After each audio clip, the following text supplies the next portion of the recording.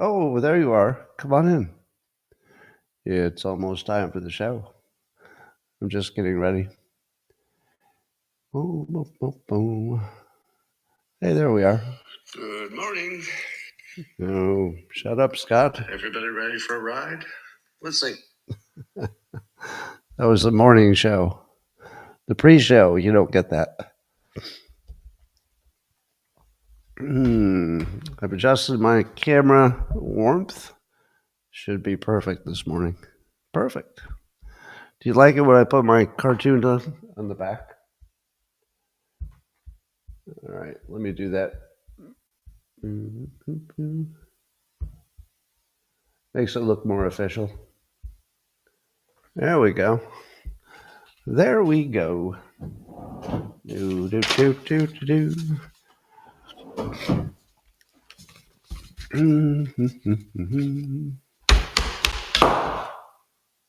Whoa. That didn't work. Hold on. Apparently, when you knock your papers, it knocks your camera right off of your computer. So now I know not to do that so vigorously. Don't be so vigorous when you pound your papers. You know, I don't, for the life of me, I don't understand why the camera thing that's supposed to attach to your screen has the tiniest little edge to catch the edge. Of course it's going to Of course it's going to fall off. It's designed so it should fall off with the slightest movement. God. Let's try this again. Better.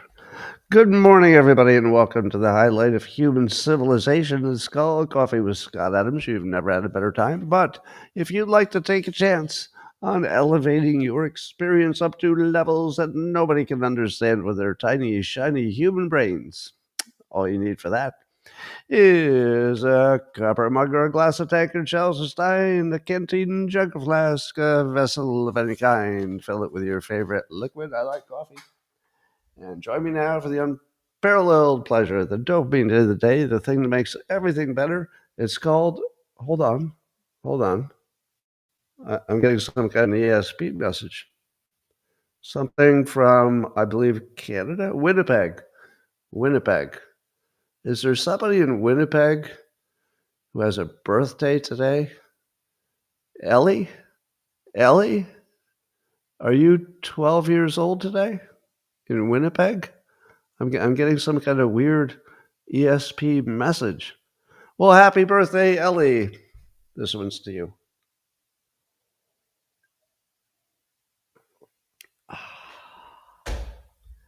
That's just in case you were not aware that my show is mostly magic.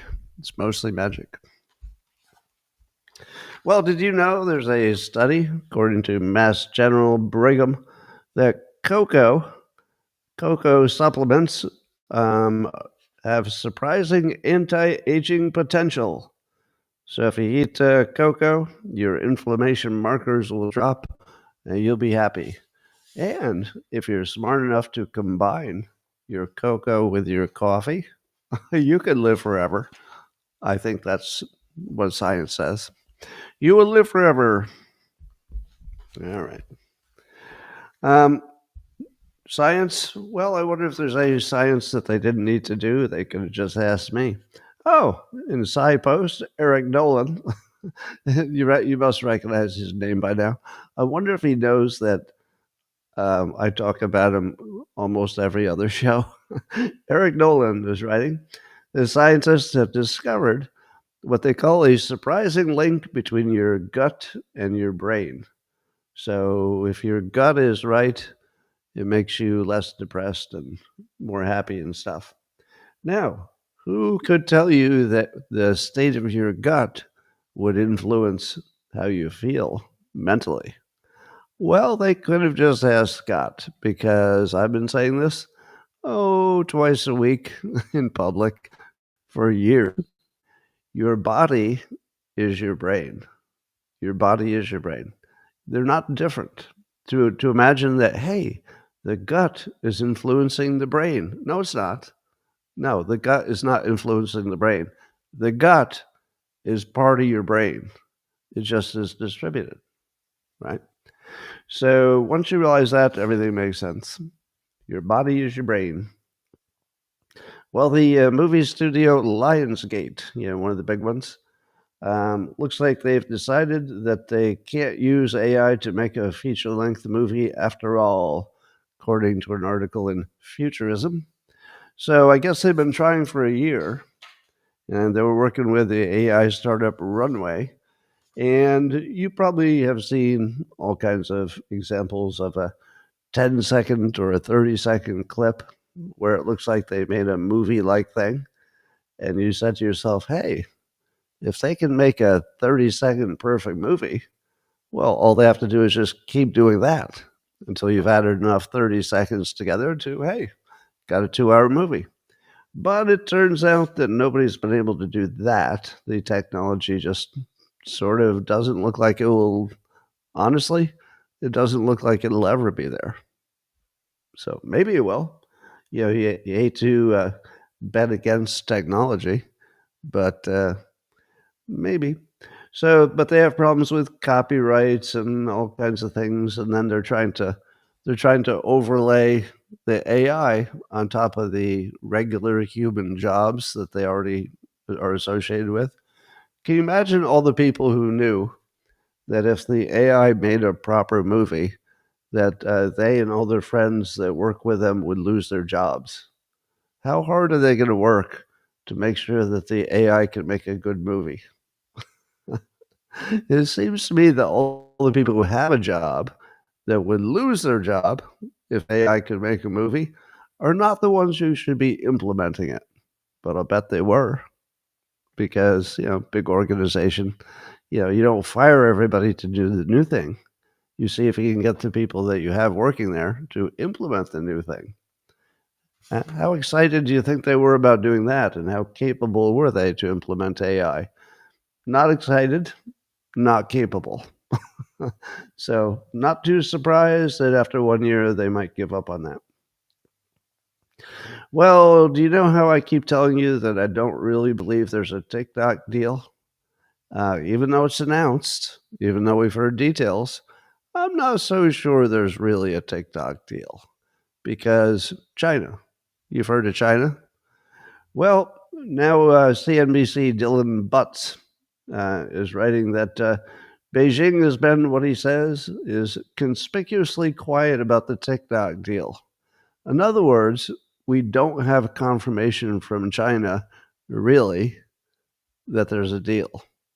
Now, do you think that China would just decide to be quiet about it? Does that make sense to you? Or is it more likely that they're going to yank that football away from Trump yet again after he's announced the deal, so that he looks weak and pathetic, and it looks like he doesn't know what he's doing? I don't know. Maybe the deal will happen, but at the moment, I'd say it's a coin flip. It's probably a 50-50. So don't get too excited about a TikTok deal. May or may not happen. According to Interesting Engineering, China has created quite a few robots in the last year. Now, mostly these would be factory robots, the big one-arm robot, not a humanoid robot. But guess how many robots China has built and implemented in 1 year? Before you guess how many China has done, I'll tell you how many the United States has done. So these are just factory robots. Again, just the big one-arm thing usually. So American factories have installed 34,000 of these robots in the past year. Now that's impressive. 34,000 robots implemented. They're actually in action right now. Let's see how China did. 300,000. Oh. Well, suddenly that 34,000 doesn't sound so big. I feel like China has a bigger problem than we do, because doesn't that mean that 300,000 people don't have a job? That's kind of what that means, right? At least, I mean, it's not one-to-one, but I don't know how China survives because they have to go robotic to be competitive. But where does everybody go to work? Well, they'll figure it out.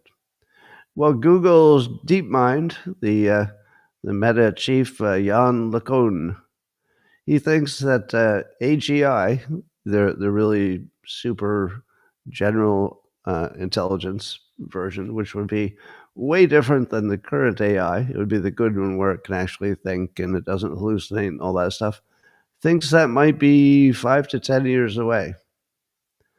Now, those of you who have spent even 1 minute in the real world, what does it really mean when somebody says something might be 5 to 10 years away? What's the way to interpret that?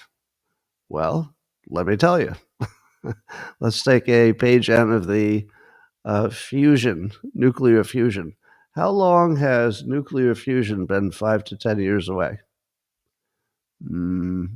30 or 50 years? Maybe 50 years. It's been 5 years away. Now, it might actually be 5 years away now because they've actually greenlit some fusion plants. But if you look at the total history of how long they've been saying it's 5 years away, it's about 50 years, right? Some saying in the comments, some say 60 years, something like that. So when Meta says, and this is somebody who is in the middle of it, so he would know, when they say 5 to 10 years, I hear we don't know how to do it, and nobody has any idea when we'll figure out how to do it. It's one thing if it's just an engineering problem, or they just have to train it more. But that's not anything that has to do with what's holding up AGI. They just don't know how to do it, like at all. Nobody knows how to do it.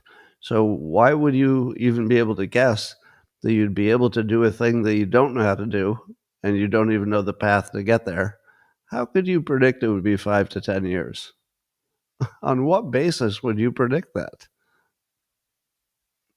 Yeah, it'd be like saying we're going to have an anti-gravity car in 5 to 10 years. No, we don't have any idea how to do it. No, nobody has any idea how to do it. But 5 to 10 years because they're working on it really hard. Yeah, that's what it sounds like. Meanwhile, in other AI news, Elon Musk's AI, the XAI, is accusing OpenAI, their big competitor, of stealing trade secrets by hiring away their staff. Now, if you were one of these real high-end AI experts, wouldn't you take a job and then make sure you got poached away for way more money? It feels like nobody should take a job and then just keep it because they're all being poached, all the good ones.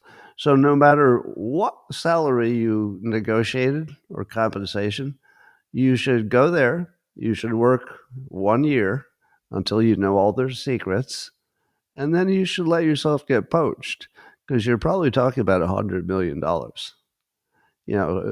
Who in the world is going to say, oh, I think I'll use my corporate loyalty instead of taking $100 million?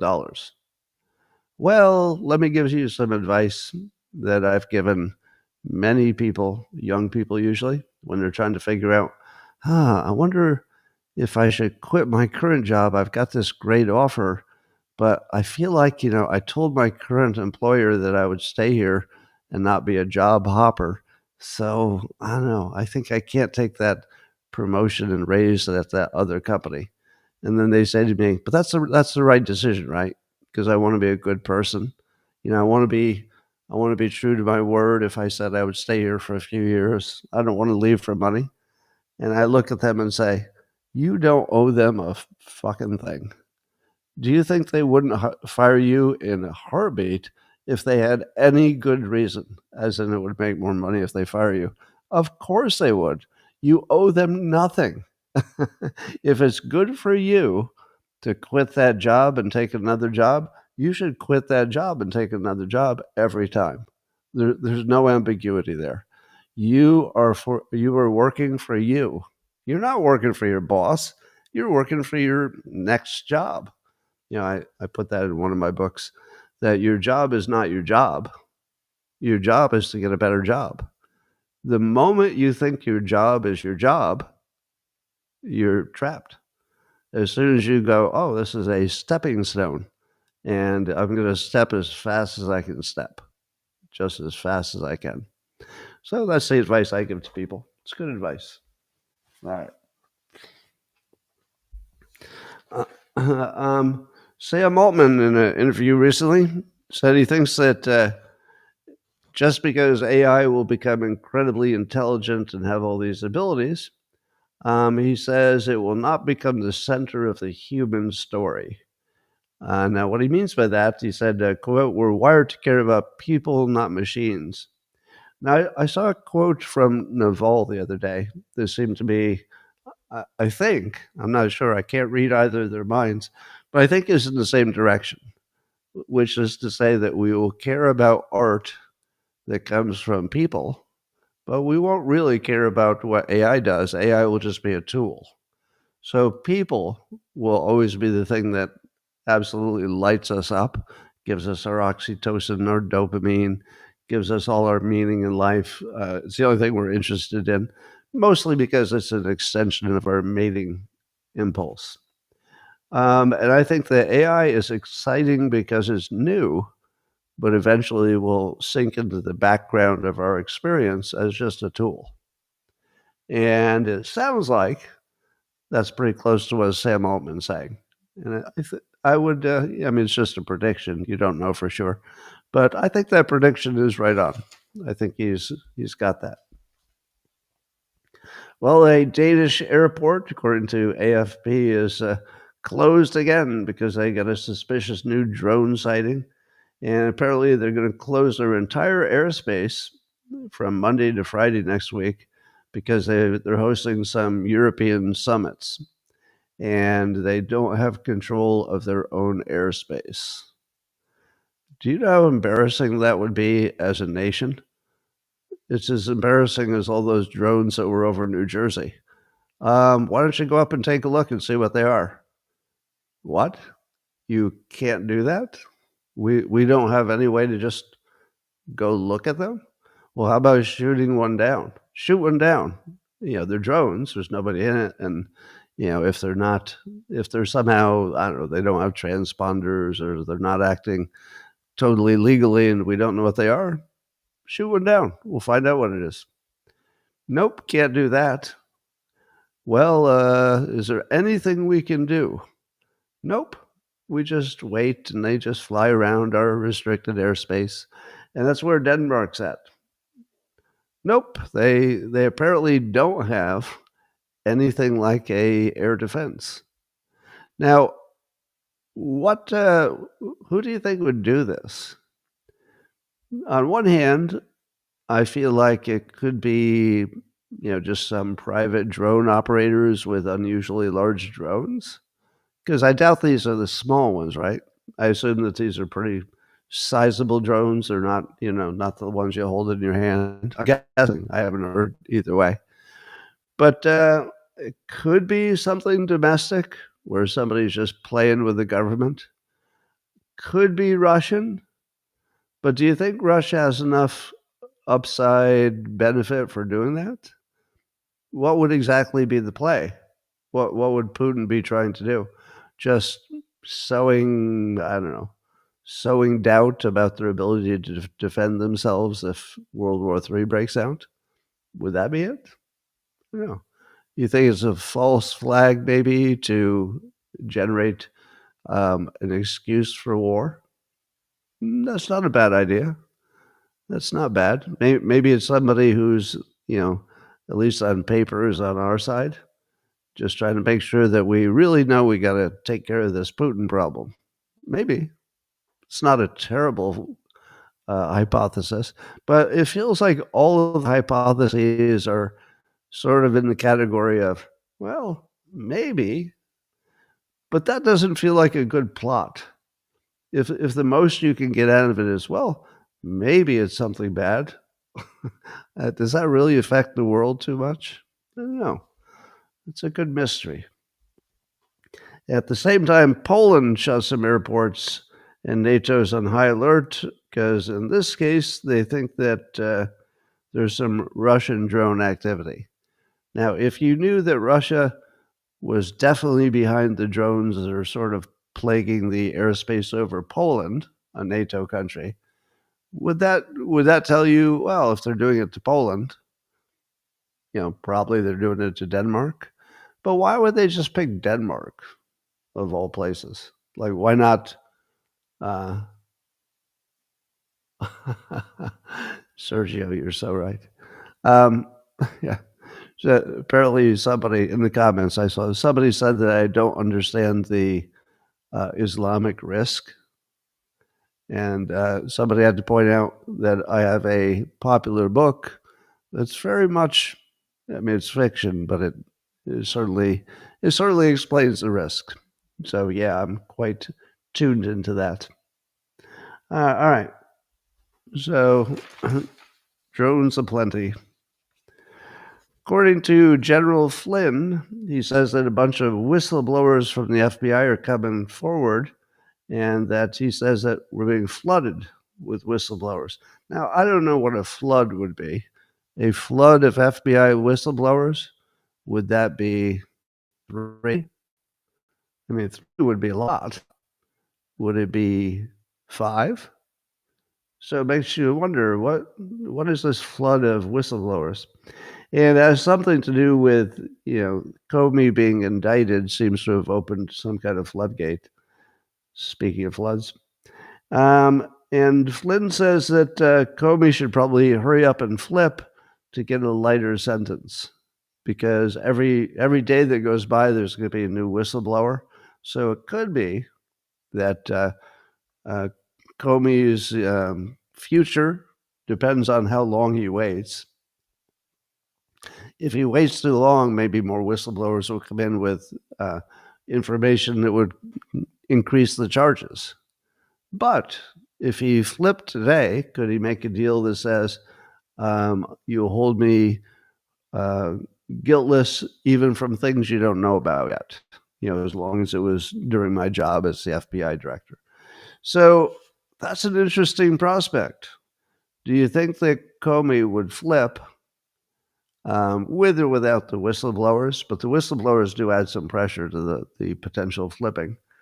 I'm going to say that it would be too dangerous to flip on these people. The people that he could flip on are the people that can kill you. Doesn't mean they've ever killed anybody, but definitely the people who have had the jobs where you decide who gets to live or die. So I don't know. I'm not sure the whistleblowers are going to have any goods, but I don't think that Comey is going to flip. What do you think? I feel like he would go to jail before he would flip. If he had anything to flip on, we don't know that. Well, Michael Cohen, you all know him, the disgraced ex-lawyer, handler, fixer for Trump, who went to jail himself. So because he was so anti-Trump after his legal problems started especially, he's been a regular guest on MSNBC. But MSNBC may be having a little second thoughts about that. Because Cohen is not only somebody who knows everything about the situation, but a lawyer. So he's not, just some guy. He's a lawyer as well. And he believes that James Comey did, in fact, weaponize the government against Trump, and that the evidence will show it, and President Trump will be proven right, and that Comey will be convicted, and that the evidence will, quote, validate the vendetta of Trump. Validate the vendetta. Because it's not really a vendetta if they show that he was trying to overthrow the government, Comey. It's not a vendetta, then it's just justice. So I love the fact that Michael Cohen, got all this credibility on MSNBC and then goes on and he just pisses in their punch bowl and they have to sit there and just take it. It's like, yeah, this punch is delicious now. All right, that was too visual. John Brennan has done a deep dive into the accusations against him, and he's decided that I just don't see any case against me. Now, I'd like to give you my impression of John Brennan saying that doesn't seem to be a case against him, because I don't know what drugs he's on, or because I've seen him talk a lot of times. I've never seen him talk that way. Here's him just talking about his own charges. Well, I'll tell you, the the things about me are well. There doesn't seem to be anything about me. Looks like I'm completely innocent, and no evidence whatsoever that anything is going to get me in trouble. Did you see it? Did you see the video live? There's something going on with that man. In the comments, somebody says cocaine. I'm not going to accuse him of that because I have no reason to believe he's on cocaine. But if you said, can you describe what it looked like? Yeah, it looked like he was on cocaine. he had the Gavin Newsom, a little bit too much jumpiness. Now, is sticks out if you've watched this same person for years, and he's not always like that. If he was always like that, you would either say, well, that's just the way he is, or maybe every single time he goes on TV, he does cocaine, but that seems unlikely. Adderall? I know a lot of people on Adderall. I've never seen them act like that. They just have a lot of energy. What he was doing was a different thing. He was like fidgeting uncontrollably. Yeah. All right. Bernie Sanders saying in a speech, he said, we got to figure out a way to stop ICE from what they're doing as soon as possible. Is it my imagination, or is the entire Democrat Party dedicated to find out what works and then stopping it? Am I just making that up? You're seeing it too, right? They figure out what works, such as having a police force. Hey, that looked like that works. Let's see if we can get rid of that. Then there's capitalism. They say, look, it looks like that capitalism really made us the strongest country. Let's get rid of that. And then they look at the border. They say, closed border seems to be keeping us very safe. Let's get rid of that. Let's get rid of that. Then they know that homeschooling would be very helpful, make a little more competitive situation, improve everything. Let's get rid of that. Yeah, let's get rid of that. How about high school sports? High school sports seems to be working really well. You got the boys playing with boys. You got the women playing with women. Let's get rid of that. Yeah, let's get rid of that. Right? Am I making this up? That literally they just look at what is working best to keep us safe and prosperous, and then they go, I think we should get rid of that right away, as soon as possible. Well, Mike Benz has a take on the Epstein situation that is fairly complete. Now, I don't know. We don't know how accurate it is because there's still some mysteries about Epstein. But if Mike Benz has, let's say he's landed on a point of view on this, I would take that very seriously because he's very credible, and he believes that Epstein brokered deals between the U.S., Israeli, British, and Saudi intelligence, probably secretly financed some political activities, and thinks that Israeli Prime Minister, ex-Prime Minister, Ehud Barak visited his island without security. Now, does that seem like a good idea? On one hand, you could say you don't need security on Epstein Island because it's such a controlled environment. The odds of somehow some terrorist knowing he was there and getting all the way there and getting to him, pretty low. So on one hand, you wouldn't really need any security if you went to the island. You could imagine that you'd feel that way if you were an ex-prime minister, not a current prime minister. But the other reason that you might want to have no security would be you don't want them to be witnesses to whatever it is you're up to, maybe. Now, there's no evidence that Ehud Barak, did anything illegal or did anything with women. There's no evidence of that.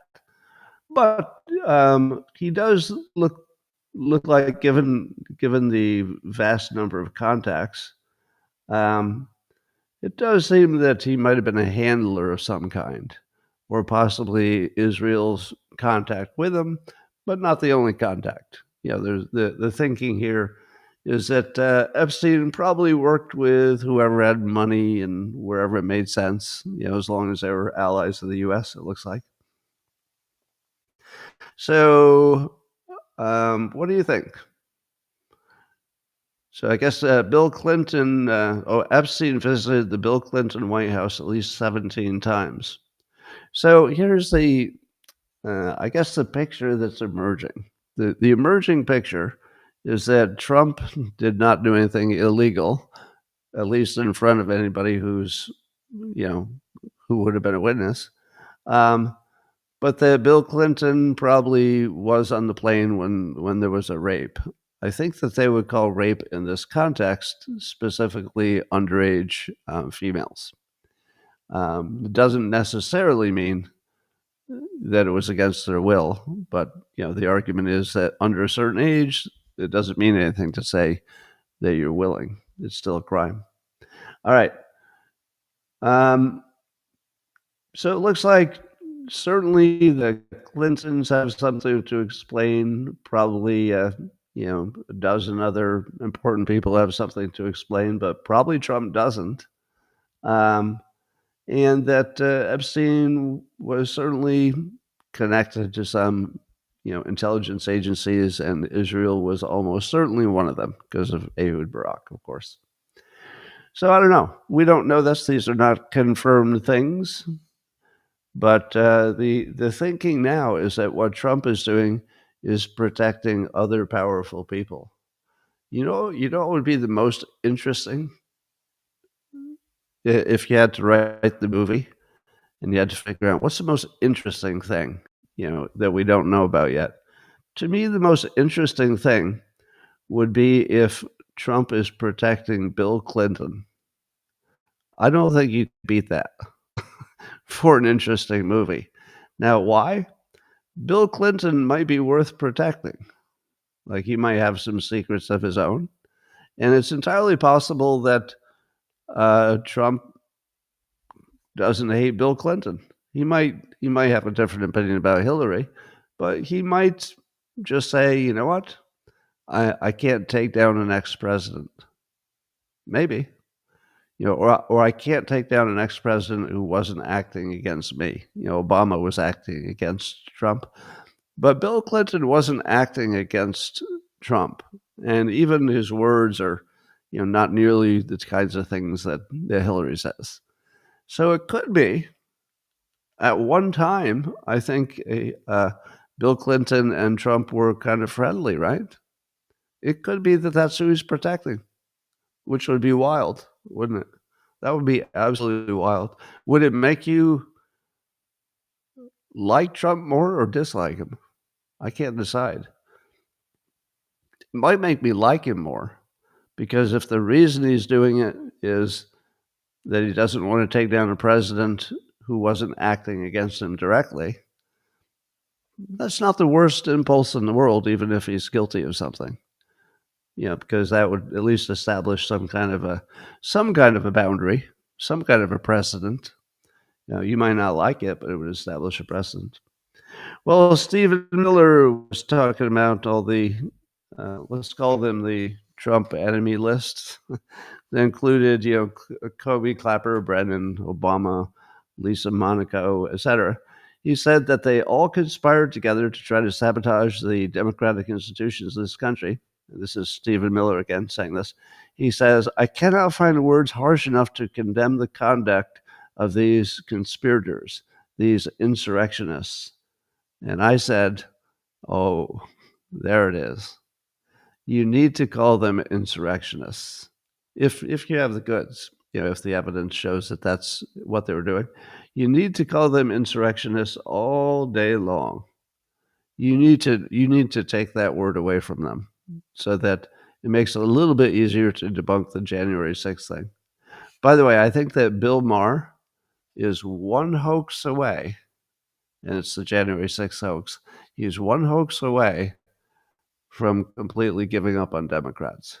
Once he realized that he's been hoaxed and he goes in public, once a week and acts like somebody who's been bamboozled by his own team, I don't know if he's going to put up with that.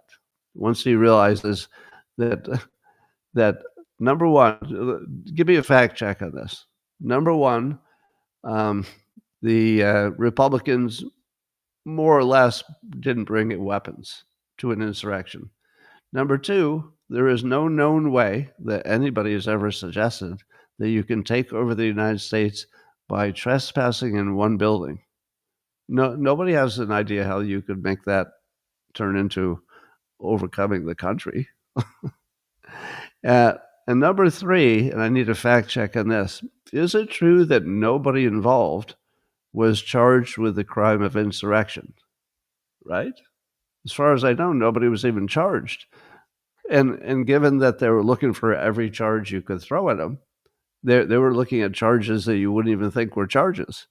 So if they had anything that could go to insurrection, don't you think they'd be charged? At least one person? Nothing. I believe there's no documentation, no email, no messages, no testimony that says anybody was thinking in those terms.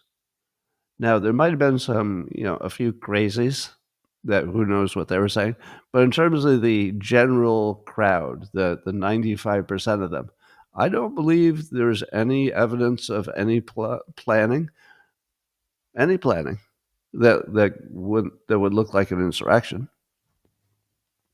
And then lastly, the dog not barking is that why don't we see every day a new January 6th person telling us why they were there? Because it's not an insurrection if the people there don't think it is, right? It doesn't matter if you think it's an insurrection. If the people involved had no intention, or not even the thought, of overthrowing the country, then that's how can you call that an insurrection? They have to be thinking it.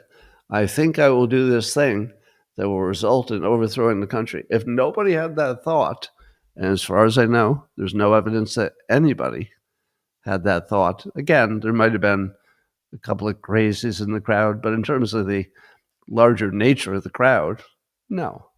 Now, if I had 60 seconds to just say those things to Bill Maher, I could reprogram him. Because unlike most people, he actually listens to arguments. This is my best compliment I could ever give anybody. He's actually able to find the door, but sometimes you have to, shine on flashlight on the doorknob. But with just the smallest amount of help, I believe he's fully capable of escaping that hoax. And when he does, I think he'll be done with Democrats. I think he'll just be done with them at that point. And I think he also knows the whole Trump is stealing your democracy.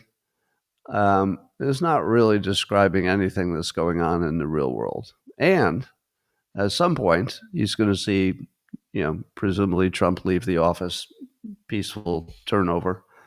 And that'll change everything. Although I'll tell you what's going to happen. If J.D. Vance wins the presidency, the Democrats are going to say, well, it's another term of Trump.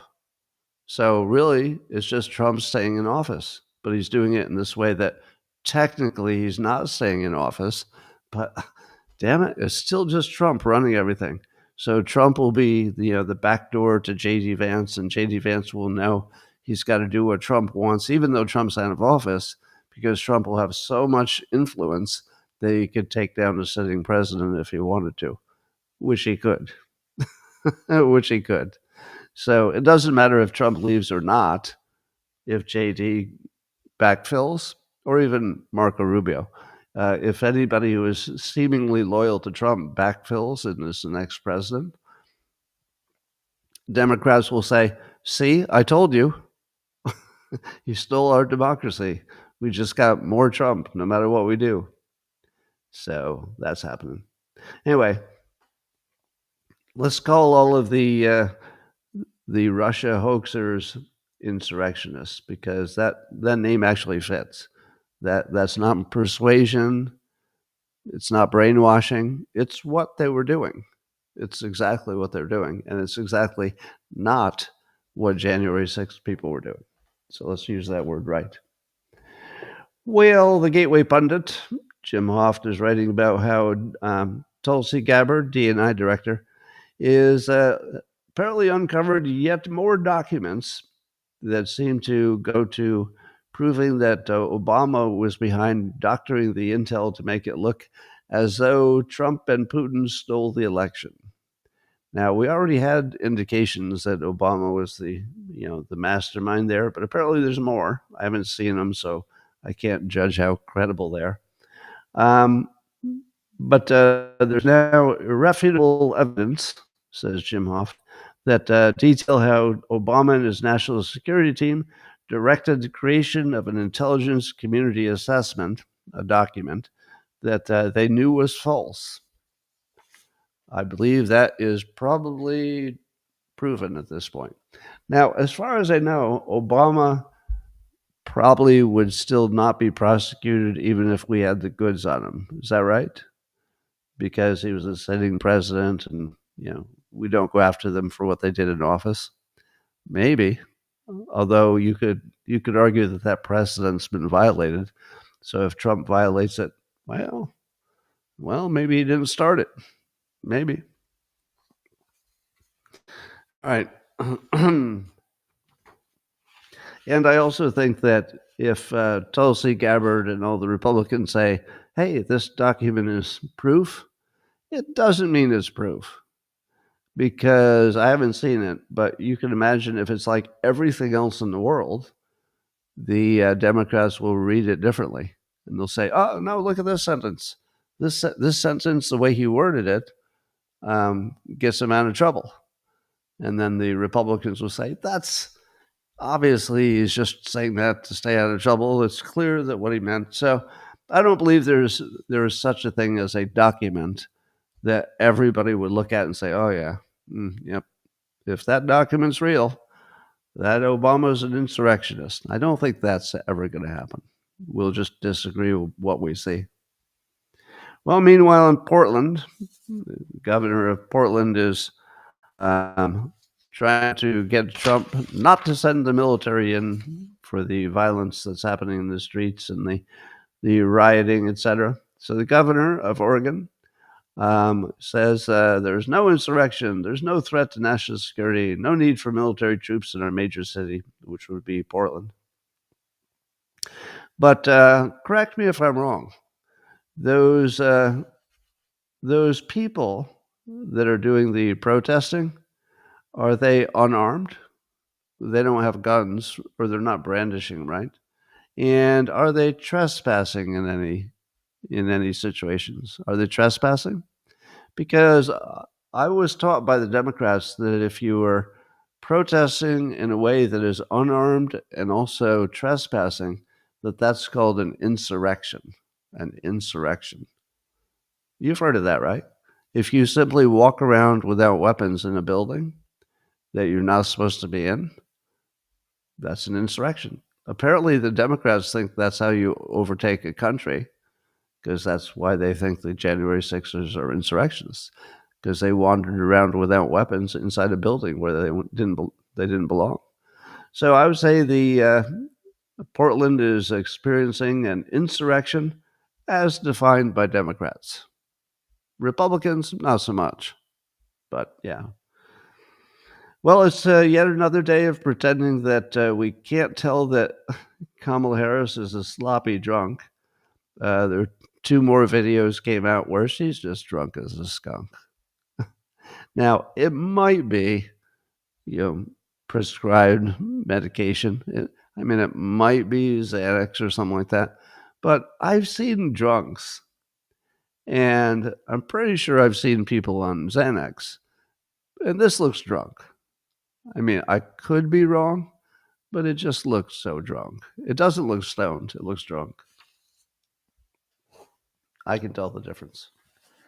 All right, here's a reframe for you.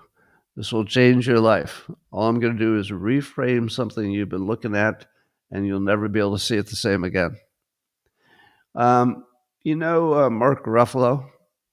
So actor Mark Ruffalo, he's very associated with Democrats and the more left-leaning Democrats. And he was complaining about why we need the Second Amendment and these, what he calls weapons of war. I think he means the rifles.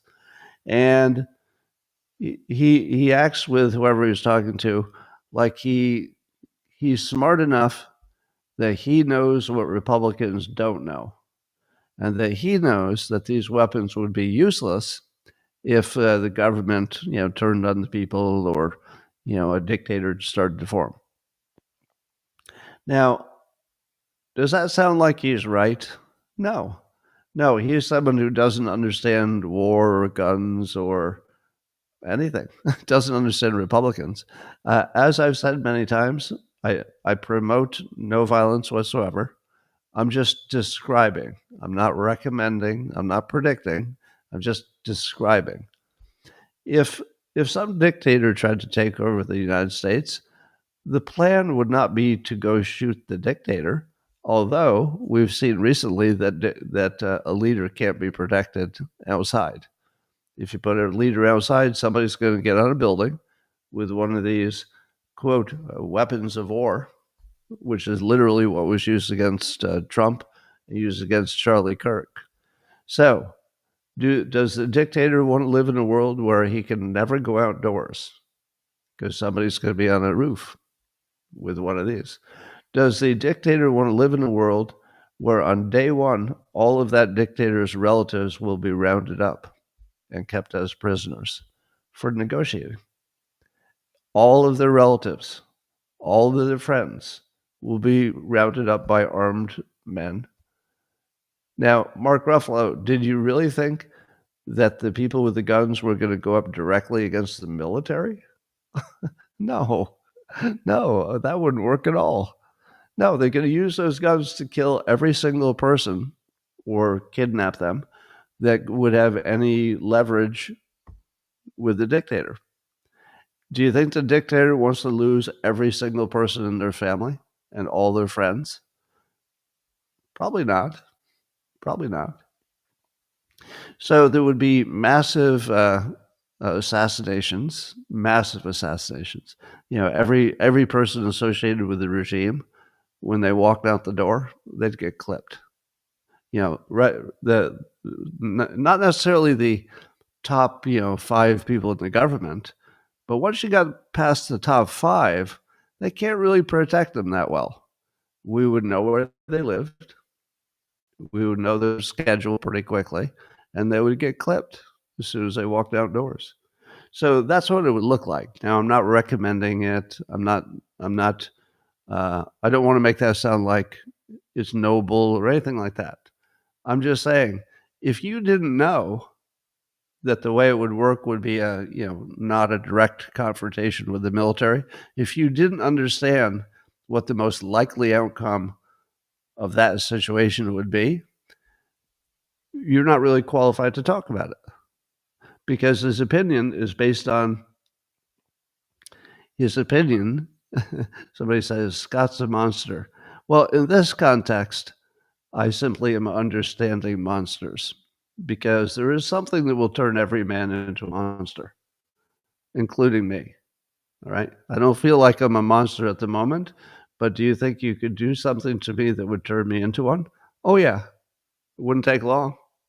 It would just depend on what you did. If you hurt somebody, let's say, a loved one or something, how long would it take me to turn into a monster? Immediate. It would be immediate. And I think that's most men. Most men would turn monster if you give them a reason. We just need a reason. The difference between a murderer and a law-abiding man. Now, this is just men. I can't speak for women, but the difference between a man who's a murderer and a man who's law-abiding is a good reason. That's it. Just a good reason. We all can become monsters immediately. If you didn't know that, maybe you feel better not knowing it. But you're always surrounded by monsters. They just happen to be in check. They just don't have a reason. That's it. They just don't have a reason. Give them a reason. Find out what happens. I can tell you what happens. So here's my reframe. I haven't gotten to it yet. The reframe is this. You think that the left have a different political point of view. I say the left, the far left, we're not talking about ordinary Democrats now. Ordinary Democrats have nothing to do with what I'm about to say. The far left are all Dunning-Kruger people. Now, Dunning-Kruger, most of you know what that is, but that's the observation that there are some people who believe, it's very common, that they know a lot more than they know. So if there's something they don't know, they think it's unknown. Because if they don't know it, probably nobody else knows it either. So that explains Mark Ruffalo. He's simply somebody who doesn't know the weapons culture, doesn't know probably anything about guerrilla warfare or revolutions, maybe just uninformed. But he has that weird quality that you see on the far left. Again, not regular, normal people like Bill Maher. So Bill Maher is not in this category. I'm talking about the people who have that weird, smug look on their face when they say things that are completely stupid. Have you ever seen a 20-something with green hair explain how their ideas are better and how you should open the border and let the people out of jail, and they've got this look on their face like, I'm so smart. I'm talking to some dummy, some dumb Republican, but look how smart I am. I mean, look at my face. I'm smug. Why don't they understand that if they just all gave their weapons away, there would be no violence? Oh, look how smart I am. Can you tell how smart I am by my smug smile? Now, that's my reframe. The reframe is that the far left are nothing but Dunning-Kruger sufferers. Nothing but. Now, are there also some Dunning-Kruger people on the right? Of course. Of course. It's not limited to one side. But the entire far left, every one of them, believes they know more than they know. Oh, I took this course in college that said that socialism was good, so Mamdani must be a good choice. And they would feel confident in that. Not just confident, but they'd be sure that you're wrong. Oh, are you still sticking to that capitalism idea? Well, I can barely contain my smile at your stupidity when socialism is obviously the best solution that's worked every time it's been tried, as far as I know. Yeah, it's that stupid, damn, smug smile that gives it away.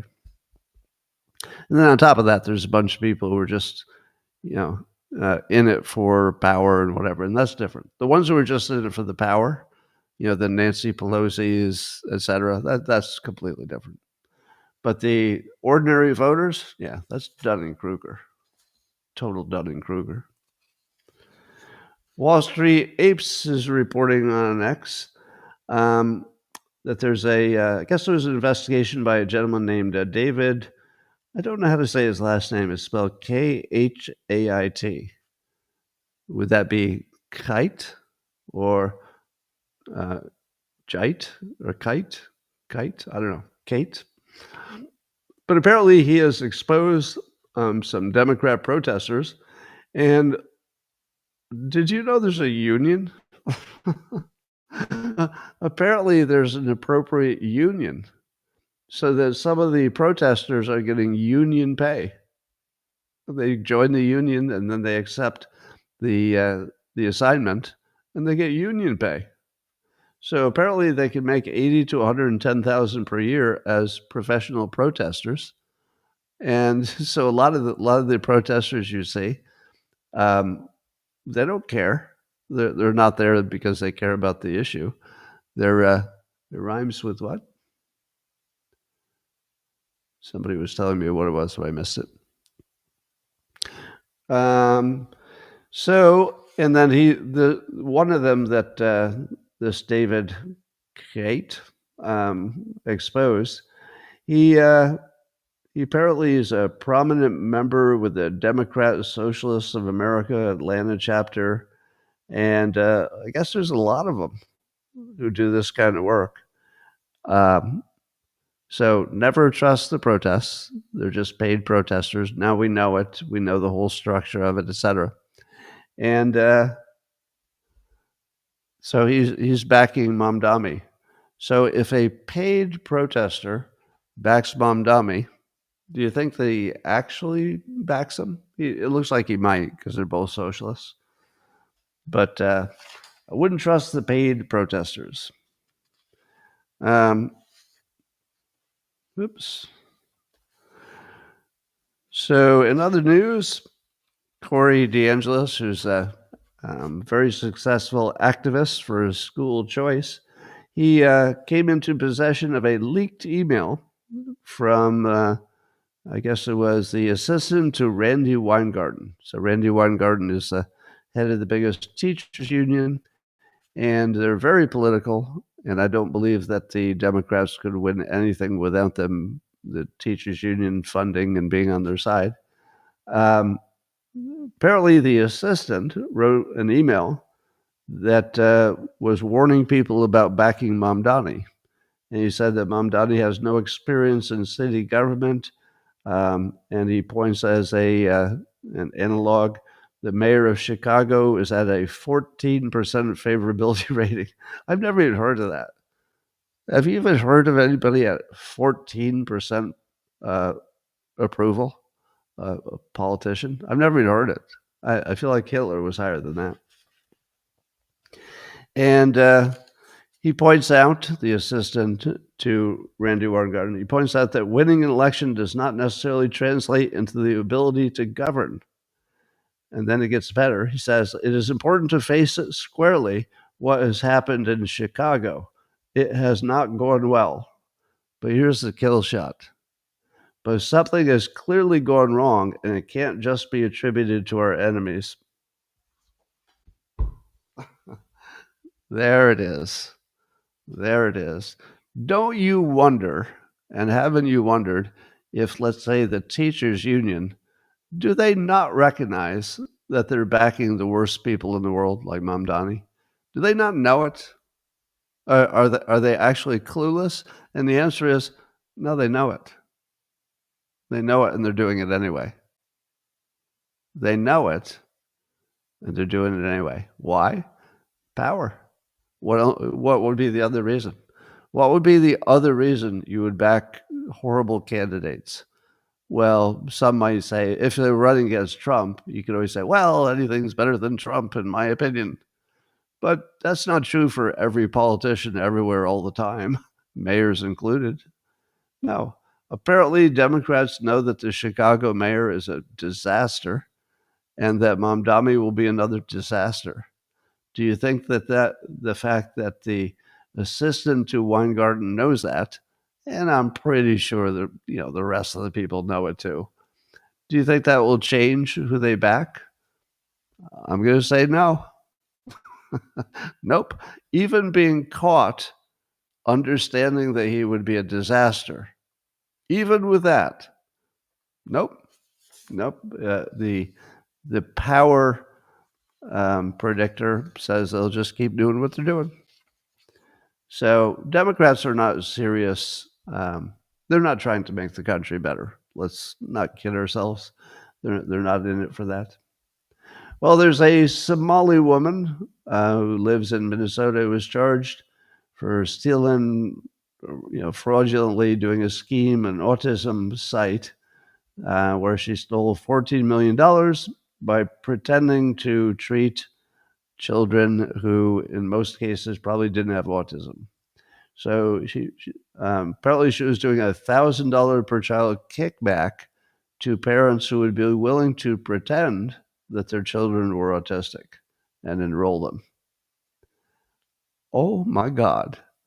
What happens to the child who gets enrolled in the You're an Autist school so that the parents can make $1,000 and then they're trained as though they're autistic? What does that do to your education path? It feels like that would limit you a little bit, wouldn't it? So this might be one of the worst crimes you'll ever hear of in your whole life, if it's as bad as it sounds to me. And the question is, do you think this is rare? Do you think there's only one of these people who said, all I have to do is pretend I'm treating autistic people and I can make millions of dollars? Do you think just the one woman had an idea like that? No. I think there are tons of them. It could be that the entire run up of costs on healthcare, it might be that 100% of it is crime. It might be. I mean, I wouldn't bet on 100% of it being crime, but it could be. It's that size. We're probably talking about hundreds of billions a year in pure crime. Not even a gray area, just pure theft. Probably hundreds of billions a year. All right. The feds have indicted 3 women who were involved with tracking down some ICE agents and following them home and doxing their home address on Instagram so that people could harass them or bother them. And a federal grand jury has indicted them. Now they're just indicted, they're not convicted. But here's my question.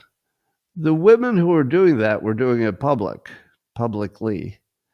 So they weren't trying to hide. Did they believe that because they were young women, they just don't get arrested? Like, at what point would they not know that they were breaking a law and that it was obvious it was them and they would be on social media? And did they not think that the law applied to them? I'm feeling like that might be some of our problem, that women don't see themselves as ever going to jail. As a man, I imagine myself in jail, unfortunately, far too often and far too easily. How hard is it for a man to imagine that something would go wrong, whether you actually did something illegal or not, and you would end up in jail? To me, your mileage might differ, but even though I go out of my way not to break a law, I try as hard as I can not to break any laws because I don't need to. Like, why would I need to? I don't have any, there's no gain. So, but yet, I still have a perpetual, never goes away. I could be thrown in jail. For what? I don't know. Somebody would come up with something. But I don't think that women think that way, do they? Here I'm just speculating. I can't read any minds. But if you're a 20-year-old attractive woman, you've seen a lot of videos where young women are stopped by the police and they act like they can resist arrest as much as they want and that they won't be beaten up, and they look like they think they'll never go to jail. So is that part of the problem? The protesters are often female and they just haven't been raised with the mindset that, if you take one wrong step, you're in jail. Let's see from the men. From the men, can you confirm that you've always been trained and or just knew that you were only one wrong step away from jail? It's not just me, right? I would think that's a male universal feeling. Because when you see a prison, it's all men, right? And all day long, all the stories that I read today, how many of them were about somebody had legal problems and was going to go to jail? And they were all men. There's this Lisa Monaco who popped up, but mostly it's men. Obama might go to jail. Comey might go to jail. Brennan, Clapper, Schiff might go to jail. Right? You can't not notice that men are going to jail like crazy, and it doesn't seem like women do. Right? I'm not saying they should or shouldn't. It just is what it feels like. Yeah, it makes me wonder. Well, there's a story about a woman named Assada Shakur. Assada. Her first name is spelled Assata. And apparently she became some kind of either a revolutionary fighter for justice or a cop killer. Apparently she was a little bit of both of those things. And so she was involved with the execution of a cop. I don't think she pulled the trigger, but she was part of the group. So she went to jail, and then she was broken out of jail.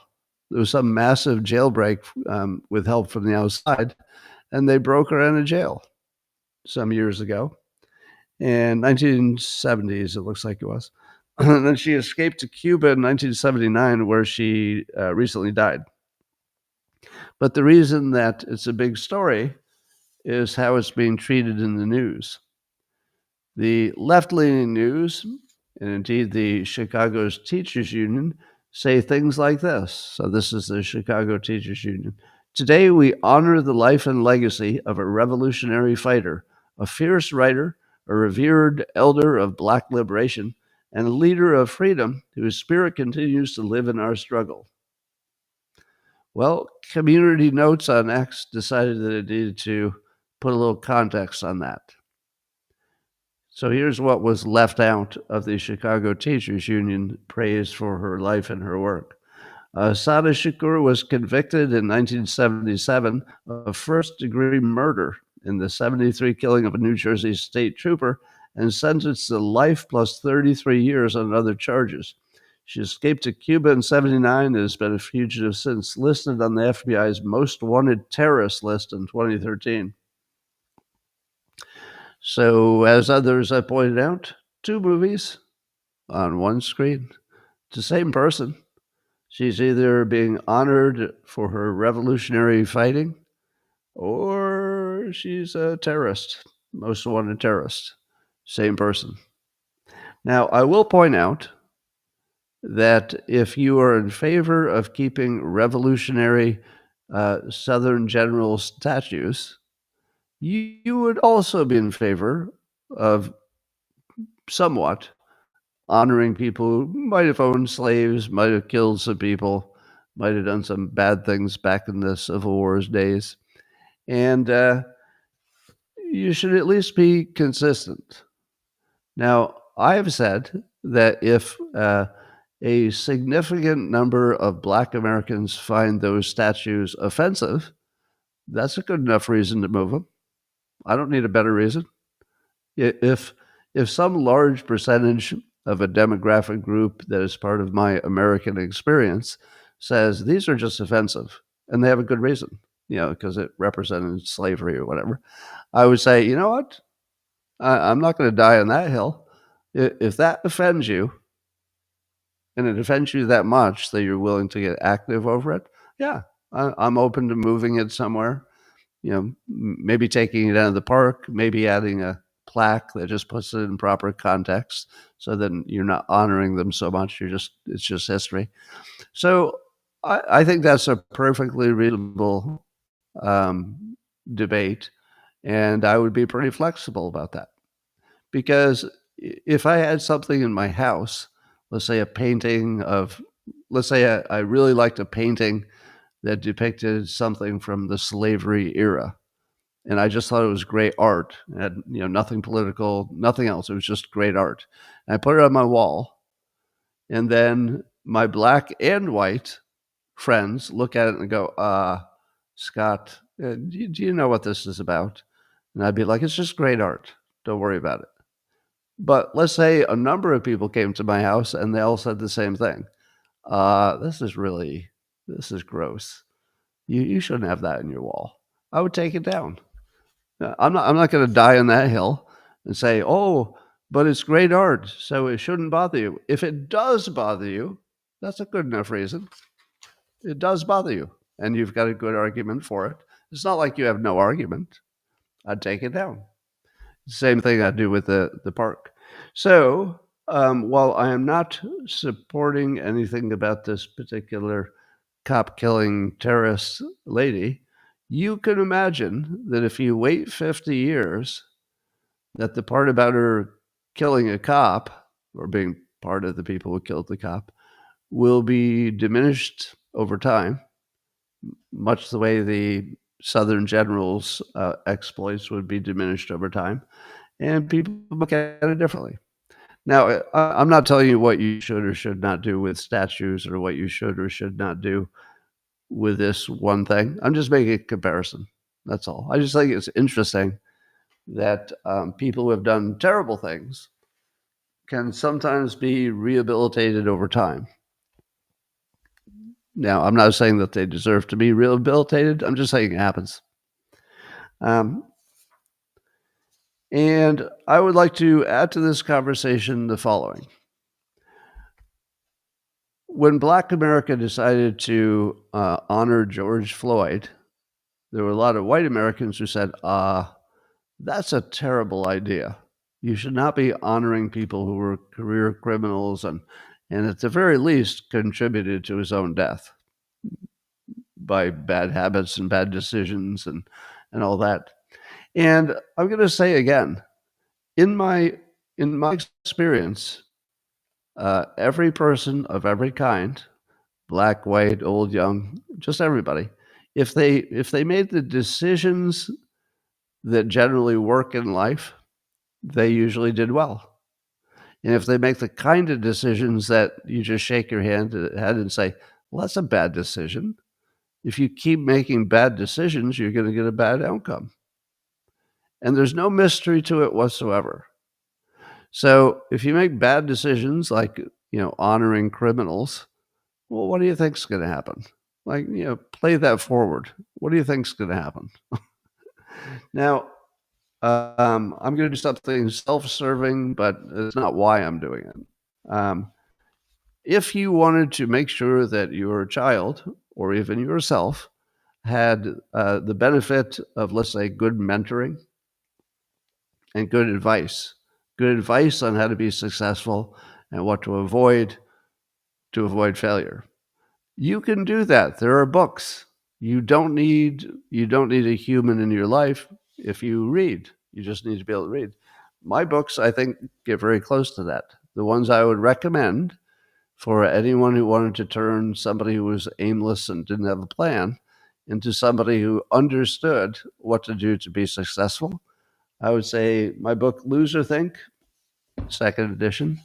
Lose or Think will teach you how to avoid bad arguments that other people recognize as bad arguments.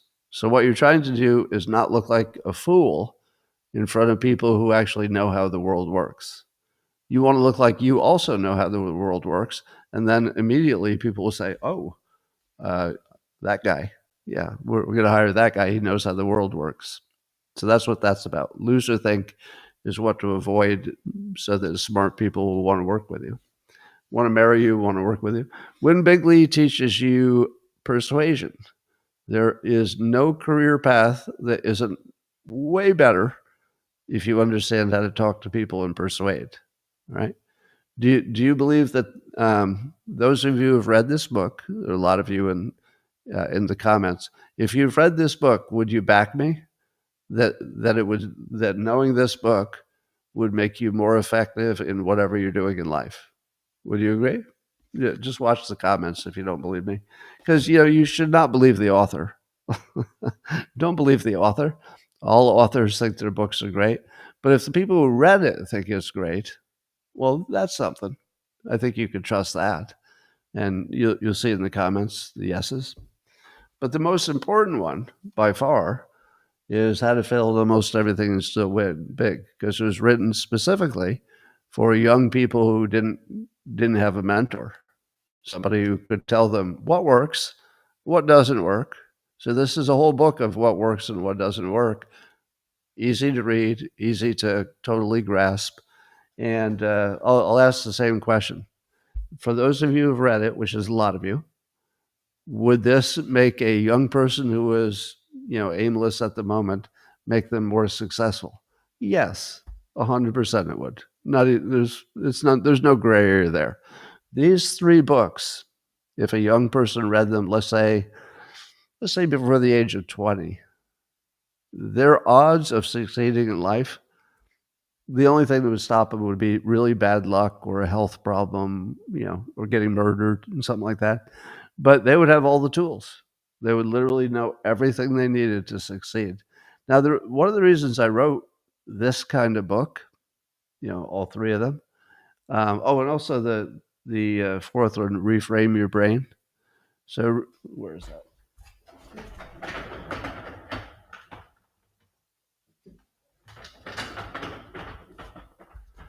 So the 4th one, this is the newest one, Reframe Your Brain. It would teach you how to basically navigate all kinds of situations with the right way to look at the situation so you're most productive. Now, some of you have read all 4 of these books, right? If any of you have read all 4 of them, make yourself known if you'd like to in the comments, and tell me if it made you more effective. I already know the answer. I know the answer. Now, just to be clear, I'm not the only person who wrote books that would teach you how to be successful. These are the ones I know the best because I wrote them, and I watched the notes coming in. So a lot of people write to me almost every day. Almost every day, somebody says, "I read one of these books. It changed my life for the positive." So let me get back to George Floyd and this terrorist / cop killer. If you did the things in my book, which are designed to make any person, you could be black or white or male or female, is designed to make any person way more effective and have a way better chance of getting whatever they want in life, whatever they decide is success. You would be way better situation to get all of those things. That would be a good idea. So the people who do what makes sense become lifelong learners. And again, doesn't have to be these books. I'm a lifetime learner. Most of what I've end up putting in books are things that probably I ran into somewhere first, over my lifetime. And once I'd accumulated enough of these tips, I thought, I'll bet I can write a better book than other people, because I have Dunning-Kruger myself sometimes. All right, so that's the point. We should get away from race, and we should get toward individual. If you give me an individual, I know exactly how to make them more successful, as long as they can read and they're willing to put a little work in. So that's my statement for the day. Palmer Luckey is talking about how the leaders in Silicon Valley are unwilling to speak out against China or even in favor of Taiwan because they're so afraid of China. They might need China later as a market. They might need China as a supplier. They just might need China. So apparently in Silicon Valley and wherever there are tech leaders, there are not many people speaking out against China. So that's why I'm here. I'll fill in that gap for you. The Trump administration says they have plans to end the Gaza war, according to the Washington Post. And here's their plan. Now, you tell me if this sounds like this would work. I may be biasing you a little bit. Spoiler, this plan could never work. There's no chance that this plan can work. All right. So the plan, according to the Washington Post, there's a 21-point proposal. I haven't seen all the points, but it would start with Gaza would give back the hostages, every one of them, And in return, Israel would stop all war. So the war would be done, the hostages come back, and then there would be some post-war governance plan without Hamas. So they would be disarmed, and some kind of international security force would be formed to keep things together. Now, the reporting says Israel has expressed reservations about some elements. All right. So apparently it's a plan that neither Hamas nor Israel wants. Do you think that the U.S. can force this on them? I don't think so. And by the way, as soon as Hamas releases the hostages, aren't they going to be killed? I mean, it's the only thing keeping them alive, right? The fact that there might be some hostages in the tunnels. Otherwise, Israel's just going to say, well, I think there might be a tunnel under here somewhere. If all of our hostages are home, they're just going to flatten everything that needs to be flattened because they're not going to take a chance that Hamas can reform. They're not going to take that chance. So they're going to kill or imprison every single one of the Hamas fighters and leaders. Why would you surrender if you knew you were going to go to jail or be killed? If you knew it, you know it. Like even if they came up with a plan that says, all right, Israel has agreed that they will not hurt us if we, go public and let the hostages out. Do you think Israel would keep that deal? Or would there be a sudden, the brakes don't work on the Hamas leader's car? Well, not our fault. No, they're all going to be dead. Why would they agree to this? Why would they? I mean, there's no reason. So I'm going to go with I don't think there will be a peace deal right away, if ever. And I don't believe that Netanyahu wants a peace deal. I think he wants... the fourth one, Mike Burt, is reframe your brain. Yeah, reframe your brain. All right. Tucker Carlson says that Trump needs to get some distance between himself and Bibi Netanyahu and do it right away. Tucker thinks that Netanyahu is hurting Trump's presidency. And he's careful to say he's not blaming Israel. He's not blaming Jews. He's just blaming Netanyahu. And he thinks Netanyahu is bad for Trump. And that allegedly he's condescending Netanyahu and talks behind Trump's back and says bad things. I don't know about that. Then Tucker says that Netanyahu, quote, only cares about himself. Well, isn't that what everybody says about any leader they don't like, that they only care about themselves? I find that the least useful criticism, because everybody cares about themselves the most. But if you're a public leader, don't you have to do a terrific job for your country in order to maximize your own benefit? Pretty sure you do. So this whole only cares about himself, how does that actually play out in the real world? Like, is he going to do things that are obviously bad for Israel, but only good for him? You can't get away with that. Everything he does is public. So it seems to me that everything he does would have to be for the benefit of his own country, or he just couldn't get away with doing it. Anyway, so I don't know about that, but that's what Tucker thinks. I think I've told you that whenever I talk about Israel, I have to give you this little speech to go with it. I am not supporting Israel, and I am not opposing Israel. It's not my country. And whether I opposed it or supported it, that should have exactly zero impact on what Israel does. Israel's job is to maximize the benefit of Israel. In my opinion, which has nothing to do with what Israel should do. This is just me sitting in my chair in America. No impact on Israel. Israel will do what they do. I'll observe it and I'll predict it, but I'm not going to judge it.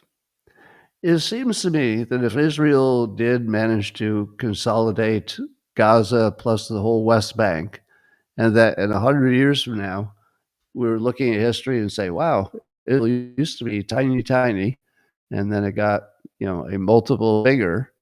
But, maybe it was kind of shady and evil the way they got there. Don't you think that it would still look like a good deal after about 200 years? Like eventually, don't you think that Netanyahu would be probably more likely to have a statue built in his honor if he got away with it? Only if he got away with it. But if he actually made Israel, what would it be, 25 times bigger if he absorbed the West Bank and Gaza? If they, I feel like that would look like some parts of American history where we just sort of don't talk so much about the Native Americans being, wiped out or, relocated or any of that. And we just sort of glorify the growth of the country. It's like, whoa, used to be this big. And then we added some states and look at us. Look how awesome we are at adding states. And when we talk about the history of the United States, we don't want to say, oh, we sure are losers and jerks and evil bastards, because then we might have to give it back. It's bad enough that we do land acknowledgments. But I'll just make this prediction. I won't be around to see how it turns out, probably. But in 200 years, if Israel expands, either just Gaza or the West Bank plus Gaza, if that happened, it would be treated as an amazing, great thing in Israeli history, and that would be totally normal. And I wouldn't judge them for it, because it's probably the way every country treats their own past. Probably they all do that. There's a point where somebody did something that other people thought was pretty sketchy to increase the size of their nation, but you wait along, you just keep waiting years and years and years, and eventually it just looks like it was a good idea because your country got stronger. So I think that's where it's going to go. I will also say that if I had criticisms of Israel, I might not share them because it's not safe. Would you agree that it's not really safe to criticize Israel? I mean, I couldn't. I'd probably. Well, I would worry what would happen to me personally. So, in case you're wondering, Scott, do you ever hold back on your criticisms of Israel? I can't think of anything specific that I'm holding back on, but no, it's not safe to honestly criticize Israel. Totally not safe. So if I had something, you could not trust me that I would risk my entire life to make some criticism of something that wouldn't make any difference anyway. So just know that I would be afraid of criticizing Israel. But I will say this. On October 7th, when, tragically 1,200 Israelis were slaughtered in the worst possible way, and numerous people injured and raped and captured and everything else. On October 7th, 8th, 9th, 10th, and so on, Israel had all the moral cover to be brutal if they thought they needed it. Most of the world said, yeah, okay. All right, I see why you're doing it. I understand. We would do the same thing, right? So that's when 1,200 of their people are slaughtered, and there's been no response yet. So it's pretty easy to take a side, right? But now 65,000 Gazans reportedly, you could debate the number, but somewhere in that range, above 50,000 probably. So now it's like 65,000 to 1,200. How long can you do that, especially as the 65 will continue to climb? How long can you do that and still have the moral high ground? I would argue that they've already given up the moral high ground. They had 100% moral high ground. And again, let me clarify again. My sense of morality is not in this conversation. What I think is moral or ethical has nothing to do with this. I'm not giving you my personal opinion. I'm just saying that an observer would say, 1,200 to 0 is definitely a free pass for Israel to get violent. But once it turns to 65,000 to 1,200, plus you'd add to that how many IDF soldiers got killed. So let's round it up to, I don't know, 1,400. I don't know what the numbers are. But once you compare that to 65,000, what does the public say about the moral or ethical balance there? Now, again, I think Israel is doing a tremendous job of pursuing their own self-interest, and everybody gets to do that. Other countries pursue their self-interest too. So that part I never criticize, as long as they're wisely and effectively pursuing their own best interests. They definitely are. But I think that they're giving up almost all of their moral and ethical armor that has served them so well up till now. So it's one of the biggest, risk-benefit decisions anybody ever made, and Netanyahu's in the center of that.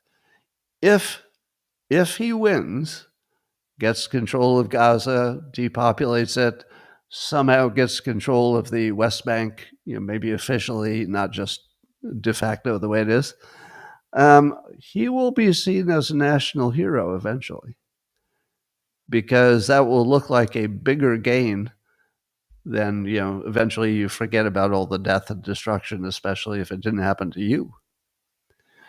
So that's what I see happening.